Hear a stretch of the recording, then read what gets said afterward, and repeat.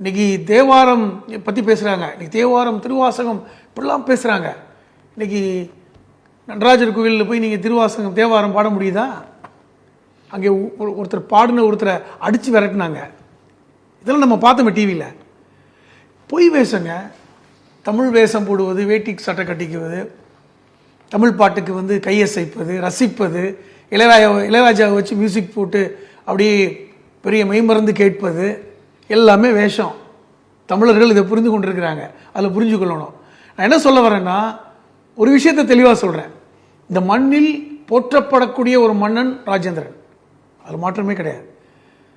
சோழர் காலம் என்பது வெறும் தமிழ்நாட்டை மட்டும் ஆட்சி செய்த மன்னர்கள், தமிழர்கள் உலகம் முழுவதும் ஆட்சி செய்த ஒரு காலகட்டம், பொற்காலம்.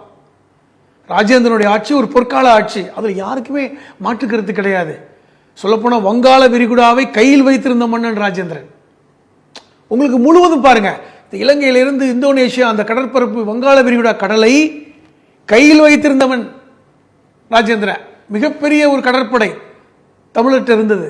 அதெல்லாம் பெருமை, அதில் மாற்றுக்கிறது. நான் என்ன சொல்றேன், இந்தியன் நேவிக்கு ராஜேந்திரன் பேரை வைங்க, ராஜேந்திர சோழன் பேரை இந்தியன் நேவிக்கு வைங்க. நீங்க விக்ராந்த்னு வைக்கிறீங்க, இல்ல ஏதாவது ஒரு சமஸ்கிருத பேரை வைக்கிறீங்க, இல்ல ராஜேந்திரன் சோழன் பேரை வைங்க இந்தியன் நேவிக்கு. அது தமிழனுக்கு பெருமை. கங்கையில் ராஜேந்திரன் சோழையை நிறுவுங்க. நான் என்ன கேட்குறேன், ஒன்று கேட்குறேன். இன்னைக்கு இந்திய அரசியலில் நீங்கள் அரசியல் வரலாற்று பாடங்களில் நிறைய விஷயத்தை மாற்றுறீங்க. முகலாயர்களை பற்றி எடுக்கிறீங்க, அது வேற விஷயம். ராஜேந்திரன் சோழனை பற்றி வட இந்திய வரலாற்று புத்தகங்களில் இருக்கா? அதை வைங்க, பாடங்களை வைங்க. சோழ வரலாற்றை பற்றி வட இந்தியர்கள் படிப்பதற்கான ஏற்பாடுகளை பண்ணுங்க. நான் அதையும் தாண்டி ஒரு விஷயத்தை கேட்குறேங்க.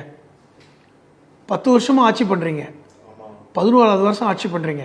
இந்திரா காந்தியோட தாண்டிட்டீங்க. இந்திரா காந்தியோட தாண்டிட்டீங்க. கிட்டத்தட்ட நேருவுக்கு போட்டியா போயிட்டு இருக்கீங்க. அவர் நேரு வாழ்நாளும் பிரதமராக இருந்தவர், சாகு வரைக்கும் பிரதமராக இருந்தது. அது வரைக்கும் நான் இருக்கணும்னு நினைக்கிறீங்க. என்ன கேட்குறேன், தமிழ் மீது இவ்வளவு பற்று எந்த பிரதமரும் காமிக்கல இது வரைக்கும். இந்திய வரலாற்றில் நாங்கள் தமிழ் மீது காதல், தமிழை இப்படி கசிந்துருகி அப்படி யாரும் பேசுனதில்லை. நான் என்ன கேட்குறேன், ஒன்று கேட்குறேங்க, ஒரு 4 வரி 5 வரி தமிழில் ஏன் கற்றுக்கிட்டு நீங்கள் உரையாட மாட்டேன்றீங்க? நமச்சிவாய வாழ்கன்னு பாடினாரு. பாட்டை பாடுறது ஒன்றும் இல்லைங்க, தமிழை கற்றுக்குங்க. தமிழ் கற்றுக்கொள்வது அவ்வளவு ஒன்று கடினமா?